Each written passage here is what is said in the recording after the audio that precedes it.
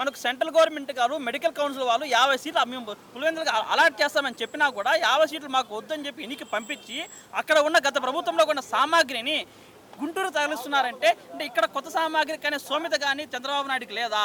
కేవలం రాయలసీమ పైన కక్ష సాధింపే, పులివెందుల పైన కక్ష సాధింపే అని మేము కోరుకుంటాను. సార్ కొంతమంది కూడా విమర్శిస్తున్నారు, ఇప్పుడు ఉన్నటువంటి రైతులకి బాధలు పట్టించుకోలేదు, అలాగే ఇప్పుడు ఉన్నటువంటి కాశీబొగ్గలో చనిపోతే కూడా పట్టించుకోకుండా వెళ్ళి కొంతమంది లండన్ వెళ్ళారు, కొంతమంది ఏమో దుబాయ్లో మ్యాచ్లు చూస్తున్నాడు లోకేష్ అని విమర్శలు వస్తున్నాయి. దీని మీద మీ అభిప్రాయం సార్?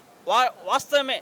మనకు మొన్న వచ్చిన తుఫాను ముందైతే కన్నా తెలుగుదేశం పార్టీ మీడియా కానీ పచ్చమిడిగా చేసిన హడావుడి అంతా ఉంది. అంతే తుఫాను ముందు చేసిన హడావుడి తుఫాను తర్వాత బాధితుల్ని రైతులను ఆదుకోవడంలో, పంట నష్టపరిహారం అంచనా వేయడంలో, వాళ్ళకి నష్టపరిహారం అందించడంలో కూడా, కనీస నష్టపరిహారాన్ని కౌంట్ చేయడంలో కూడా ఈ కూటమి ప్రభుత్వం పూర్తిగా ఫెయిల్ అయింది. కేవలం చంద్రబాబు నాయుడు అబ్బాగుడు ఇద్దరు కూడా విదేశీ పర్యటనలతో జలసాలు చేస్తున్నారు, ఎంజాయ్ చేస్తున్నారు తప్ప ప్రజలను కానీ రైతులు కానీ రైతు కూలీలు కానీ కౌలు రైతులు కానీ పట్టించుకునే నాదుడే లేడు ఈ రాష్ట్రంలో.